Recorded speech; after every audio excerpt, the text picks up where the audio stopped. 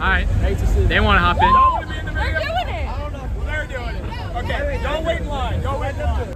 I'm in charge. Do you feel in charge? Alright, so we're here. Are y'all from here? Yes. Chalmette, like 10 minutes out. Okay, and are y'all attending the Super Bowl or y'all just taking in the sights? Okay, do we have a team we're rooting for in this one? Hate them, Meteor Death in the Superdome. Don't kill anybody, just end the game. Let me ask you this. Kylie Kelsey or Taylor Swift, who do we like? Yeah, I don't like We hate Taylor Swift. I hate everything. And let me ask you this. If I could give you $1 million to beat Xavier Worthy in a foot race, do you think you can do it? If you gave me $1 million on the line, I'll compete. You think you can beat him? I ain't say I can beat him, but I'll compete. It'll be close. You compete with Xavier Worthy, folks. And just real quick, last question. What's your favorite football memory? Either.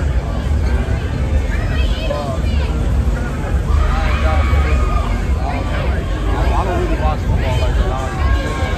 Loser. So, hey, love the honesty. Love the honesty. Y'all have a great time. Have fun. Thanks for being part of this little experiment. Hope it works out for you. Hope it works out. Boys,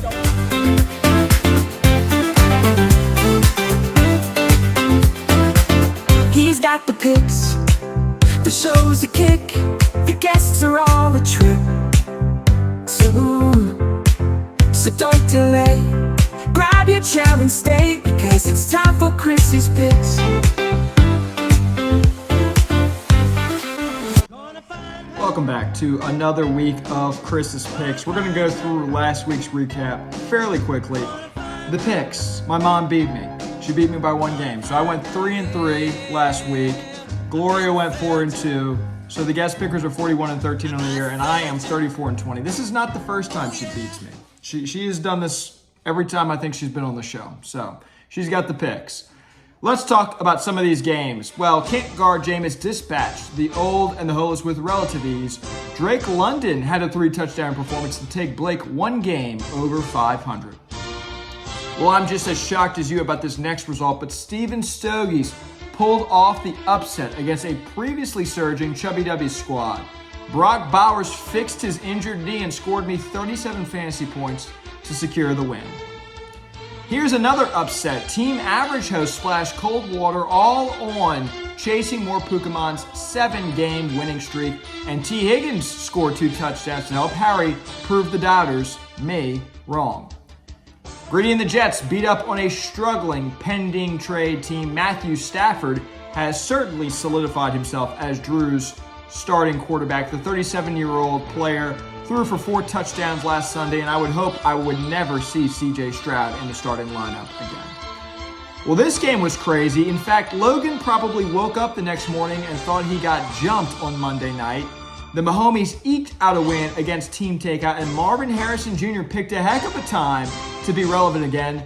He scored double-digit fantasy points for the first time since Week 5 and gave best Logan.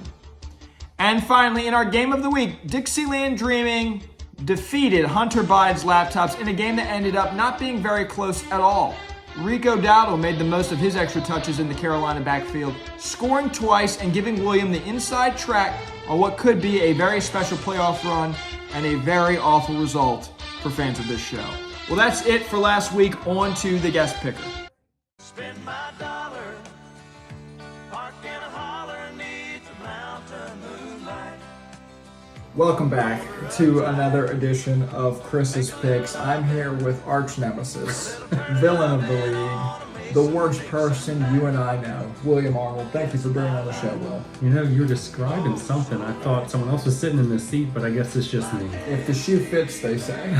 If the shoe fits. Chris, it's just nice for me to hear your voice at 1 speed. I usually watch these a lot quicker just to get them over with, but it's nice to hear you in person. Tonight, we saw just how much these two teams hate each other. Before we get started, I'd like to do a quick plug. Do we do plugs on this show? We can plug. I'd like to run an ad, sponsored by DynastyDaddy.com, of course. If your team is in need of a wide receiver 5, I have just the person for you. Rashad Bateman, more than ever before, is available to ride your team's bench just as he's done mine for the last few years. Please call the number below, right here. You can just put it right here. We'll get Drew to do that. Drew will do that. Thank you. Call the number below if you're interested. This is the last chance to get him. I just think capitalism is stupid and it doesn't work. We're gonna start easy with the Mahomes versus pending trade. So this is Dave versus Daniel. And Will, I don't see this one being very close. However, I do have written in my notes upset alert. Is that the right page? For the last time, anything you put on that prompter, Burgundy will read. Probably the first bullet point I have on there. And it's so here's the thing. Patrick Mahomes is on bye. Dave's got to start Jordan Love. Dave has tons of wide receivers. If you look up and down his roster, he doesn't have too many running backs. And Will, you'll know this. It's a tough life. It's a tough world to be Chubba Hubbard in a galaxy full of Rico Dowdles. Okay? Not everyone can have a Rico. Not everybody can have a Rico. Dylan, however, has a Woody Marks at running back. I was looking at Dylan's roster. He's not in that bad a shape as we make him out to be. Okay, now I don't want to alarm anybody in this room, but it's just come to my attention that the person to your right is a liar. One thing I should note, the theme of this episode, as we're 5 minutes in, is rivalry week. I have a tongue tie. I can't say that word. And so I think that Dylan has a big rivalry with wins, and I think that continues today. He's 1-8. I think he'll go 1-9. I'm picking Dave. Will? Yeah, I don't have upset alert written on my paper. Looking up and down Dylan's team, you mentioned a lot of it. They wouldn't intimidate a Pontiff Rec team if they were looking across the field and saw Dylan's team. It just wouldn't. Who's supposed to intimidate you there? A guy named Woody? Woody Marks, is that intimidating you? I doubt it. Dylan wouldn't win this game if he had Jesus Christ at wideout. It just wouldn't matter. You trying to say Jesus Christ can't hit a curveball? The stars are aligned on Dave's season. I know we've been saying this for years. JSN has finally arrived in a big way, in a massive way. He's getting a career year out of Jonathan Taylor, just like Saquon had last year for Jack's team.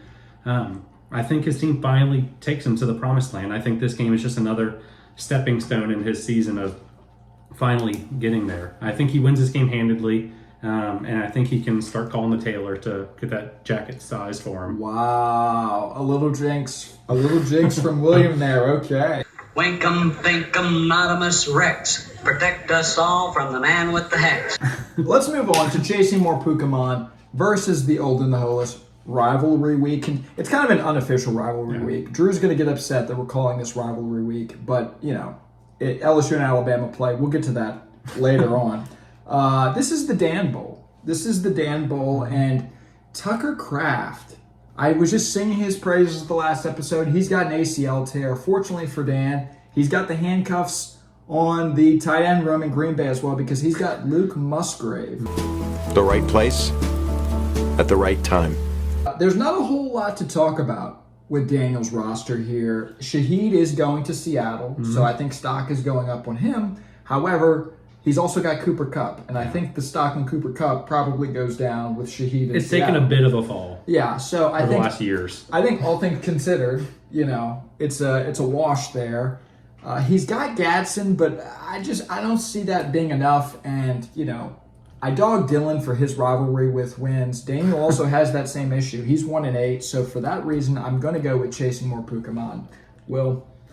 Yeah, I think you said it pretty well. These teams are finding themselves on opposite ends of the season spectrum. Dana's in cruise control, winning every game in sight.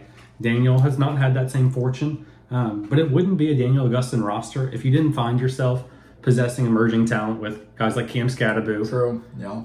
Gadsden, out of nowhere, catching balls for Justin Herbert. But none of that matters, really. And this week, we can talk about the scope of their teams. This week, Dan has it. There's too much going his way. He's going to take this game easily. He's going to move to 8-2, and he's also in the driver's seat for his season. Will is very strategically planting bad juju for his opponents, hyping them up, saying you better tailor your jackets. We'll see. We'll see what happens. Two teams who do not need to tailor for the jacket. No. Team Takeout, Hunter Biden's laptops, which is painful for Jack to hear, I'm sure, as the coveted owner of the jacket right now.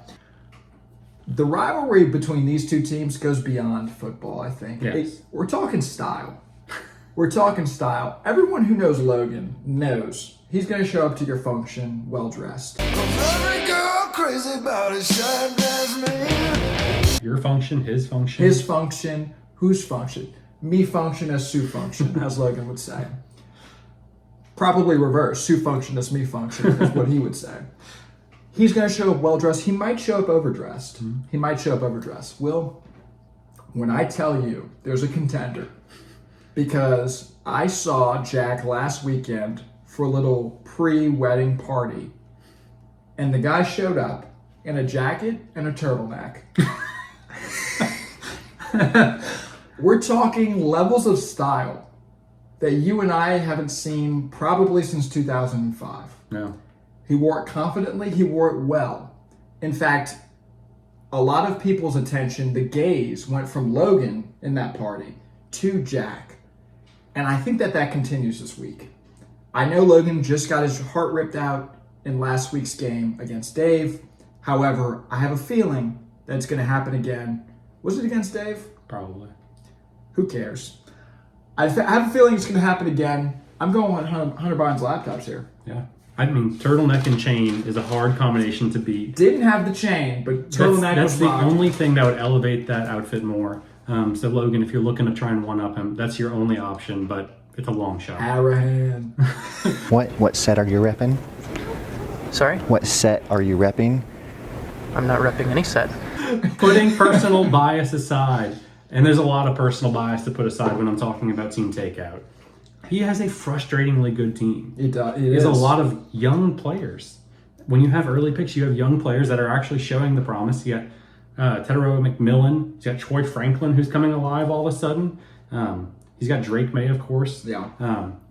So as much as Jack likes to bemoan his team and pretend like he's lost it all and his team's a desolate wasteland. Yeah. His team reminds me a lot. Do you remember that social studies lesson back when we were younger when they were talking about how the Indians use every part of the buffalo? Yes. And nothing goes to waste. Yeah. Hey, what are you having for dinner? Rabbit stew. Rabbit? Boy, I sure do love rabbit. Rabbit?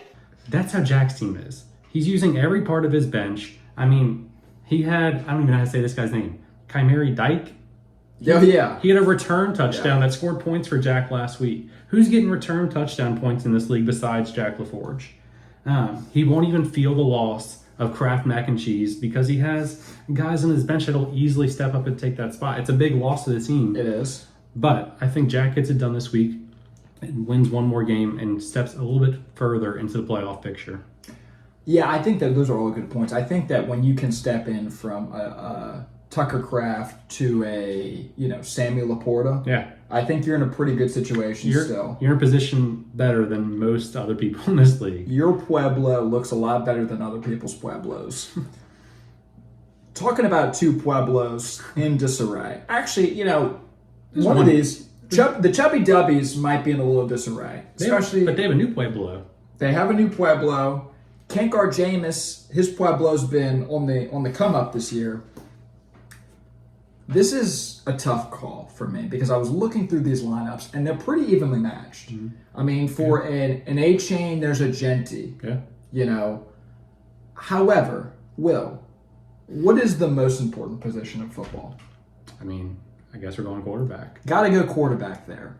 And Scott has a quarterback in Justin Herbert who is, by all measures, having a pretty good season. Mm-hmm. There's been some games where he struggled. Sure. But on average, he's having a good season. Blake, unfortunately, is dealing with a quarterback crisis. He's been starting Cam Ward the last few weeks. Why? Because his starter, Brock Purdy, has only played in 2 football games this year. 2 football games. Show you what kind of a man you are. You're less than a man. Okay? You're a crumb creep. This is a glaring issue for an otherwise good Kankar Jameis team. And well, here's the thing. I've been reading the practice reports. I put this shirt on, and I've been combing through the medical files. What you got? I'm reading in between the lines here. Shanahan is saying day to day. The 49ers are saying he's probably going to play. I'm reading the doctors. Mm-hmm. I'm going to the doctors, the horse's mouth here. and they're sounding a little skeptical. I'm reading in between the lines on this turf toe injury that he has, which, disclaimer, turf toe is apparently a far more serious They really injury. need to rename the injury. We have not branded that one well. I mean, the only thing worse you could call it is like a boo-boo. You know? This is a lingering problem for him, and here's the thing, Will. I don't think the 49ers are desperate enough to make him go out there because Mac Jones is playing well. Yeah. Mac Jones, notably the quarterback on probably the second greatest team of all time. We're doing this early. We're not even at our game yet. So I look at the factors here, and I'm just reading in between the lines, and I just don't think Brock Purdy's going to play, and that means Blake is going to have to go to the waiver wire and maybe pick somebody up. I don't know. He's not going to have a startable quarterback. For that reason, I'm going to Chubby Dubbies. I like the pick. I like your analysis. I agree a lot with what you said. I'm going to have to take a pause. I'd like to do another quick ad, if that's all right with you. Fair enough. This one's also sponsored by DynastyDaddy.com. Doing a quick ad for the Thanksgiving drive. We are doing 46 baskets this year, and do you know why I picked that number, Chris? I thought it was 45. It was 45, but for the sake of the segment, it's 46 baskets this year. Why is it 46? Maybe we'll do an extra basket. That is a basket per point that Amari Cooper scored in the playoffs just a year or two ago against our young Scott Crabtree. Wow.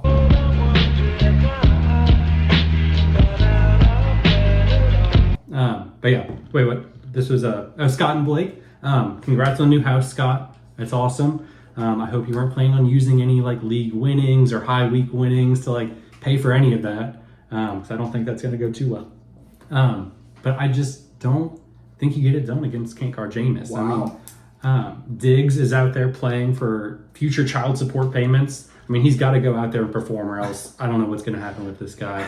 I think Blake will have to find a quarterback on the waiver wire. I don't think Brock Purdy's going to go in, but I think Drake London continues to be a dog for this team. I think he continues to put up points at an unbelievable clip.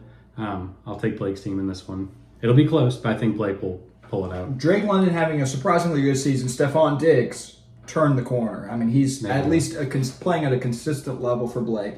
Even with the quarterback situation, that's a very interesting take. I mean, you must think so little of the Chubby Dubbies that you think Blake can just go grab a quarterback out of thin air and beat this guy. I think there's just a guy there that'll give him enough points to keep it there. Fair enough. We'll see what happens. Gritty and the Jets versus Team Average Ho. When I arrived at Williams' house probably 20, 30 minutes ago, I had nothing written for this game.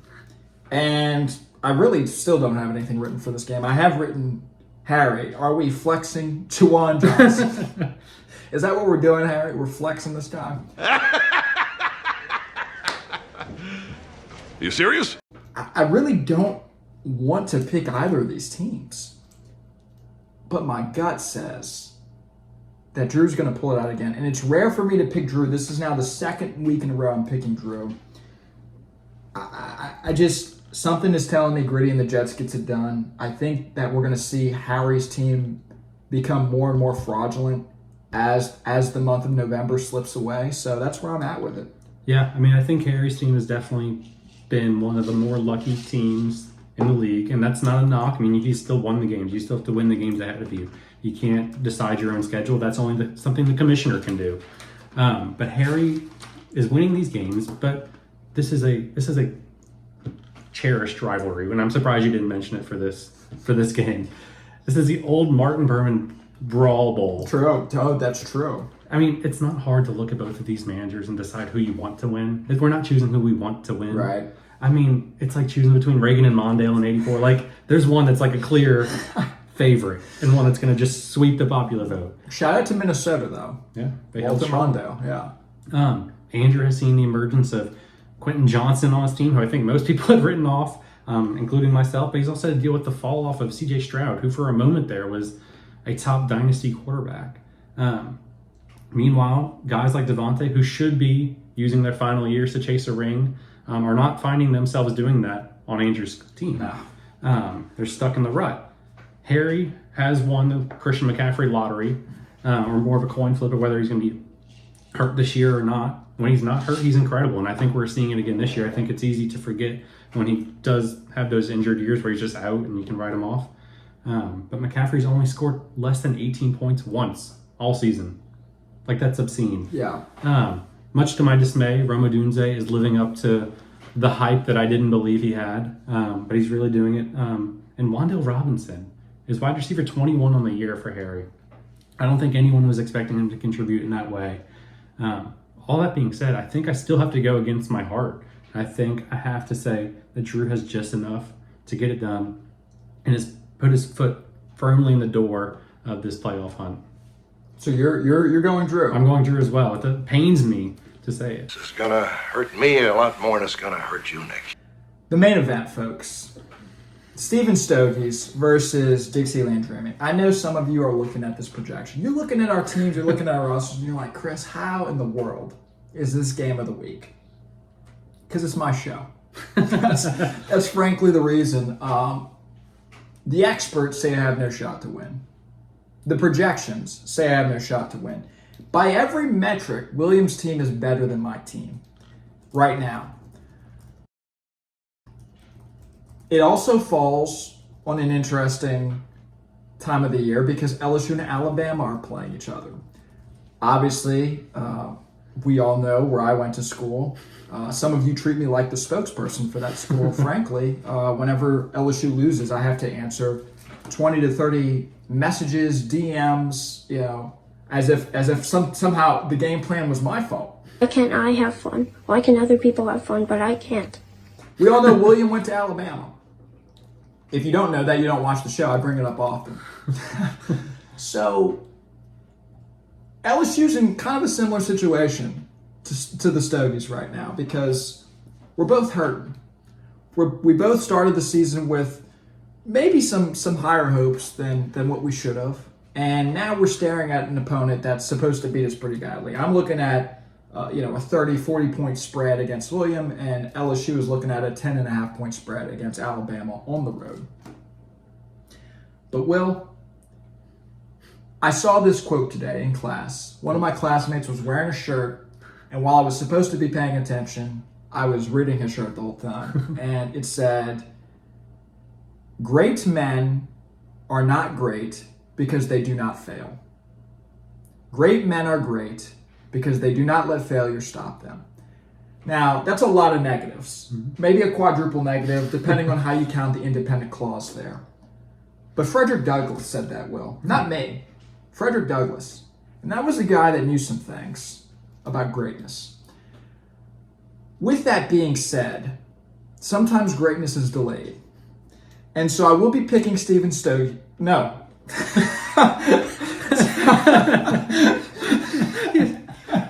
That would be an insane take. If I pick Stephen Stogies, I should lose all credibility.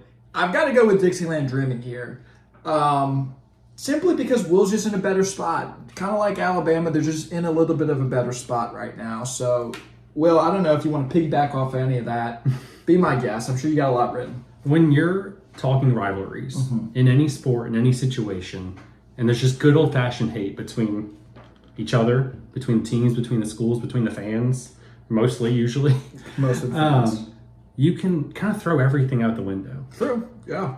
It almost doesn't matter what your record is going into the game. It does not matter how good the players are, the talent on the roster. When two teams that truly hate each other feel that hate and they match up against each other, anything can happen. Yeah. The last time you were on this set and sitting right here with me, Jack Workman to your left. And we miss him every day. Truly. You were wearing a Mark Ingram Rose Bowl jersey. Yeah. I will make no such bet with you this year about the outcome of Saturday's game or maybe yesterday's game, whenever you're watching this. Because regardless of how Saturday goes, you might still end the week with the upper hand. Maybe. When you're looking at Chris's franchise, and I've taken a look, and I've run the numbers, and you can actually go fact check this. Your team has been in rebuild mode since the second Clinton term. Since the Clinton administration, this team has been putting the team together. Are we there? We balanced the budget in that term I had. Okay. We lost no money during that term, but we also won nothing in that term.